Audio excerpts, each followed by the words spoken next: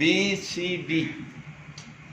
B for birth, D for death, C for choice. Birth اور death کے درمیان کیا ہے؟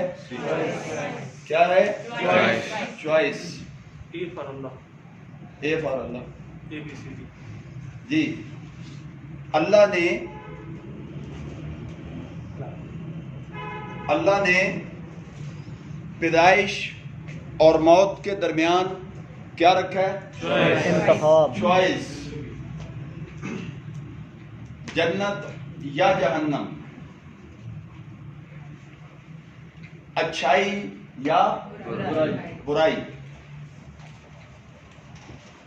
حق یا باطل. باطل. چوائس. کامیابی یا ناکامی. چوائس. برتھ میں آپ کی چوائس ہے،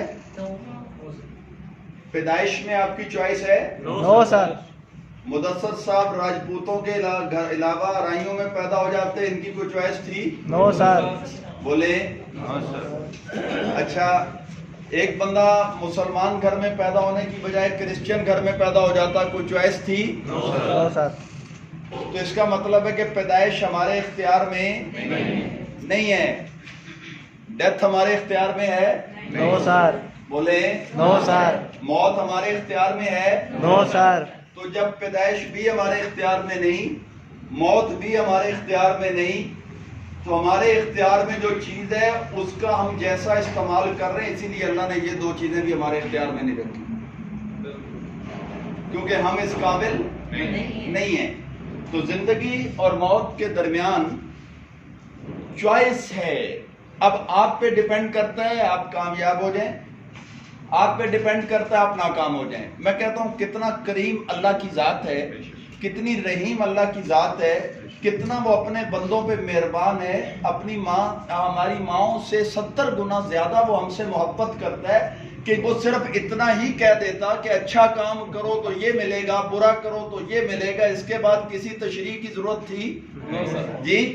لیکن اس نے ہر موقع پہ ایگزامپلز دی ہمیں کہ وہ دیکھو یوسف علیہ السلام نے یہ کیا، وہ دیکھو یونس علیہ السلام نے یہ کیا، وہ دیکھو قوم لوط ایسا کرتی تھی تو ہم نے ایسا کیا، وہ دیکھو قوم عاد.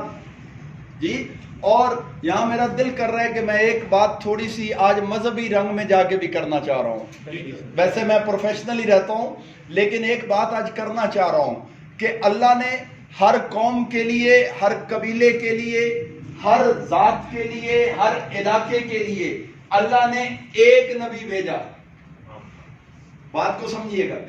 اللہ نے بولے وَإِلَىٰ عَادٍ أَخَاهُمْ هُودًا، ہم نے قوم عاد کی طرف ہود علیہ السلام کو بھیجا. وَإِلَىٰ ثَمُودَ أَخَاهُمْ صَالِحًا، ہم نے قوم سمود کی طرف ان کے بھائی صالح علیہ السلام کو بھیجا.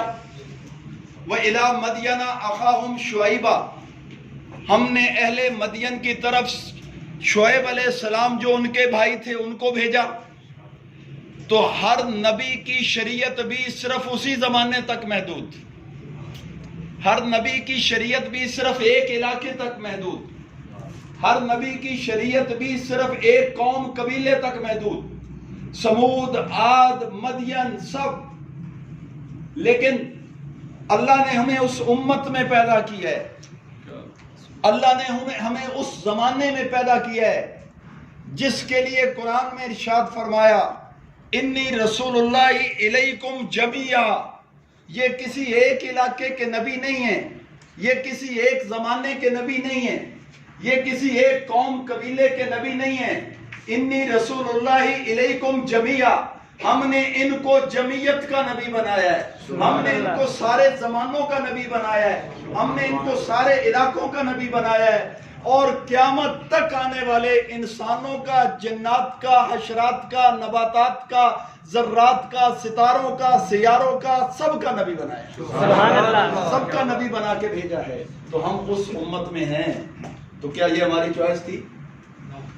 بولے نو سر. یہ ہماری چوائس تھی کہ ہم امت محمد صلی اللہ علیہ وسلم میں پیدا ہوں تو بغیر چوائس کے، بغیر عرضی کے، بغیر درخواست کے اس نے پہلے اشرف المخلوق بنایا، پھر اشرف المخلوق میں بھی جو اعلیٰ، سبحان اللہ. جو افضل، جو اکمل، ان کی امت میں پیدا کیا. سبحان اللہ. تو یہ ہماری چوائس نہیں تھی. تو اس کا مطلب اللہ ہمارے اوپر بہت رحیم ہے، کریم ہے، بہت پیار کرتا ہے. بات سمجھ میں آ رہی ہے؟ یس سر. اب جب اس نے اتنا کچھ کر دیا، ہم نے بدلے میں کیا کیا؟ والسابقون الاولون من المہاجرین والانصار، سورۃ توبہ کی آیت ہے. والذین اتبعوہم بإحسان رضی اللہ عنہم ورضوا عنہ.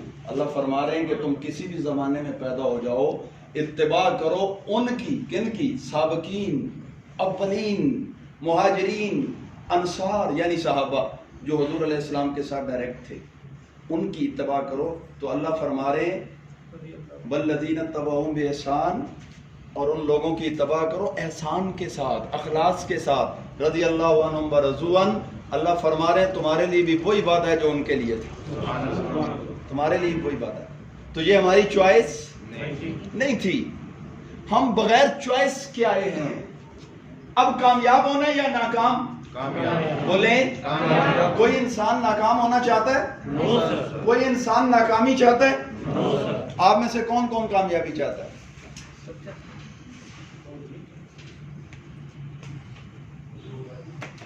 پیپلو پیکاسو کون کون جانتا ہے اس کو؟ آپ جانتے ہیں؟ ذرا کھڑے ہو کے بتائیں کون ہے. زبردست. وہ دنیا کا ایک بہت بڑا پینٹر تھا. پینٹر. یہ 17ویں 18ویں صدی کی بات ہے. اور وہ ایسے ایسے سکیچ بناتا تھا کہ وہ بلینز میں اور ملینز میں اس کا ایک سکیچ سیل ہوتا تھا. ایسے ہی ہے. پیپلو پیکاسو ایک دن اپنا کام کر رہا تھا تو ایک لڑکی وہاں سے گزری. تو وہ پیپلو پیکاسو بھی کام نہیں کر رہا تھا بلکہ وہ چھٹی جا رہا تھا. تو ایک لڑکی وہاں سے گزری اور اس لڑکی نے حیرانگی سے دیکھا کہ میری آج پیپلو پیکاسو سے ملاقات. ہر زمانے کے ہیروز مختلف ہوتے ہیں. جیسے آج کرکٹرز ہیرو ہیں، جیسے آج ایکٹرز ہیرو ہیں. اس وقت وہ ہیرو تھا کیونکہ اس وقت ٹیلی ویژن نہیں تھا، اس وقت موبائل اینڈرائڈ نہیں تھا، اس وقت انٹرنیٹ نہیں تھا. تو اس وقت جو ہاتھ سے نقش و نگار بنانے والے تھے وہ ہیرو ہوا کرتے تھے. تو اس نے اسے کہا کہ مجھے بہت خوشی ہوئی ہے کہ میری آپ سے ملاقات ہوئی ہے. تو وہ ایکسائٹڈ ہو گئی کہ میں اب دوستوں کو بتاؤں گی کہ میں پیپلو پیکاسو سے ملی ہوں. تو کیا وہ یقین کریں گے؟ جیسے لائک ابھی آپ مجھے کہہ دیں کہ میں ابھی شاہ رخ خان سے مل کے آ رہا ہوں جی، یا آپ ابھی مجھے کہہ دیں کہ میں جی مولانا طارق جمیل صاحب سے مل کے آ رہا ہوں، یہاں کھڑے تھے خیام چوک میں جی، تو ماننا مشکل ہو جاتا ہے نا. تو اس لڑکی کے مائنڈ میں آیا کہ میرے دوست کیسے مانیں گے کہ میں پیپلو پیکاسو سے مل کے آ رہی ہوں. تو اس نے کہا کہ آپ مجھے کچھ ایسا دیجئے کہ میرے دوست مان جائیں. توجہ ہے؟ مجھے کچھ ایسا دیجئے کہ میرے دوست مان جائیں. تو پیپلو نے کہا میں تمہیں ایک سکیچ بنا کے دیتا ہوں تو وہ مان جائیں گے کہ واقعی تم مجھ سے مل کے آئی. تو اس نے 30 سیکنڈ میں ایک سکیچ بنا دیا، 30 سیکنڈ میں، اور اس لڑکی کو دیا اور کہا یہ بلینز کا سکیچ ہے. کتنے کا؟ جی یہ بلینز کا سکیچ ہے. اس لڑکی نے ایسے دیکھا، دل میں سوچا بلین والی کیڑی گل ہے، پاگل تو نہیں ہو گیا؟ یہ پاگل تو نہیں ہو گیا؟ 4 لائنیں ماری اور کہتا یہ بلینز کا سکیچ ہے. وہ گھر گئی، اس نے سوچا کہ واقعی اگر اس نے کہا تو یہ بلینز ہی کا ہوگا، ضروری نہیں کہ جو چیز مجھے اٹریکٹ نہیں کر رہی وہ بلینز کی نہیں ہے. اس نے کہا ضروری نہیں ہے کہ جو بندہ، اب اس کی بات کی تشریح کر رہا ہوں، جو بندہ آپ کو اٹریکٹ نہیں کر رہا ضروری نہیں ہے کہ وہ بندہ قیمتی نہیں ہے. میری بات سمجھ رہے ہیں؟ بعض اوقات ہمیں کوئی بندہ اٹریکٹ نہیں کرتا لیکن اس کے اندر بڑی خوبیاں ہوتی ہیں، وہ بہت بڑا آدمی ہوتا ہے لیکن ہمیں اٹریکٹ نہیں کیا تو اس کا مطلب یہ نہیں کہ وہ بندہ قیمتی نہیں ہے.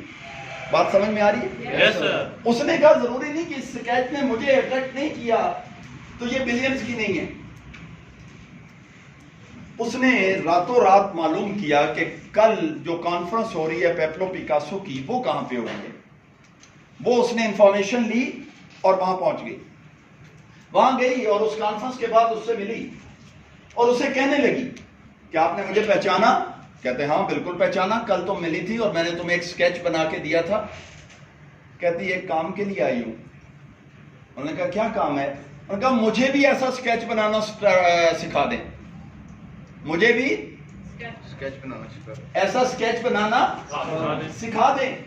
انہوں نے کہا تم کیوں سیکھنا چاہتی ہے؟ اس نے کہا اگر آپ 30 سیکنڈ کے سکیچ کا بلین لیتے ہیں تو جس پہ 2-3 گھنٹے لگاتے ہوں گے اس کا کیا لیتے ہوں گے؟ جس پہ 2-3 گھنٹے آپ لگاتے ہوں گے اس کے آپ کو کتنے پیسے ملتے ہوں گے؟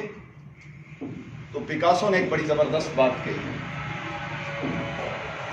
اس نے کہا تم سیکھنے آئی ہو 30 سیکنڈ کا سکیچ, لیکن تمہیں نہیں معلوم کہ اس 30 سیکنڈ کا سکیچ سیکھنے کے لیے یا بنانے کے لیے 30 سال لگے ہیں.